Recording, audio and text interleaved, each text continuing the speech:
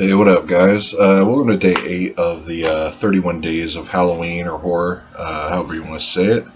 I figured today I'd actually rewatch a classic, in my opinion. It's a modern classic. I don't really hear many people talk about it. Uh, I do hear some people talk about it, so the people that are in the new understand how great of a movie this is. But talking about Creep from, what year did this come out? 2015, and when I first saw this, it blew my mind with how good it was and how effective it was. If you want to look further, hear my further in-depth thoughts. I have a podcast with BDG reviews, and we covered Creep 1 and 2. It was one of our first episodes we did. And both of these movies are on Netflix if you want to see them.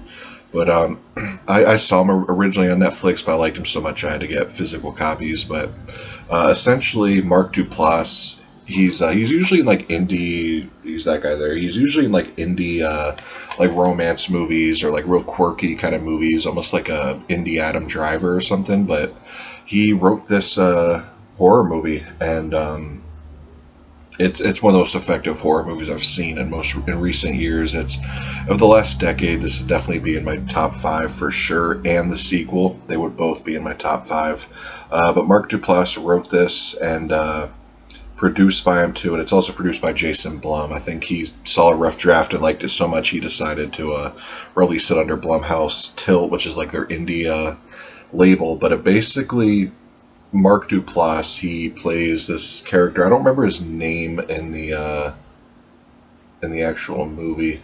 I don't remember his character's name, but he basically puts an ad on like Craigslist saying, "I need someone who has video experience to kind of video a day in the life of me for his son because he tells him he has cancer and all that, and he's about to die. So he wants someone to document basically his life and all that for a day, so his son can see what his father was like."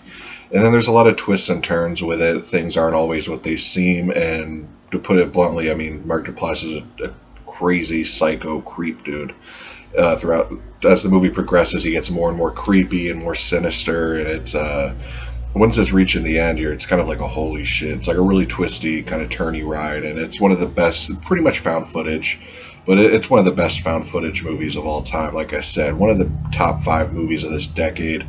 Mark Duplass's performance is amazing. It's a 10 out of 10. I love the atmosphere. I love the setting. I love the idea. There's nothing I don't like about it. I thought the pacing was perfect. The ending was perfect. And the sequel actually ups that. I'll get to that at some point this month in all the reviews. But if you have never seen this, do yourself a favor. Go on Netflix tonight and watch Creep. It's such an amazing movie.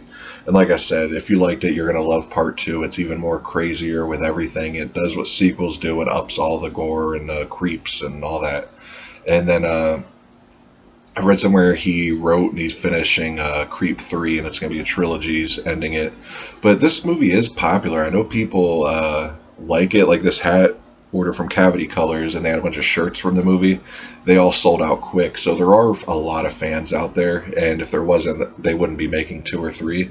So I'm glad, but it definitely needs to be more known. In my opinion, it's a modern classic, and it's one of Blumhouse's best films on their whole entire roster of films, if not Blumhouse's best. Like, I would pick this over Halloween 2018. I would pick this over anything Blumhouse has ever done. Get Out, Us, whatever. I would pick this over any of that.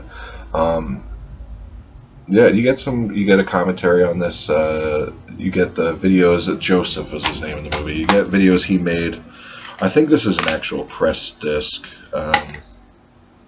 Yeah, if you do decide to buy this, it does come on a press disc. The sequel, I think, is a print on demand. I think I ordered it off Amazon, and it was a burn on demand. But it's definitely worth it.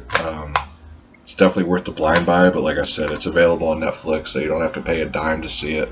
But it's definitely worthy of your watch. So do yourself a favor and check out Creep. Anyways, guys, see you tomorrow.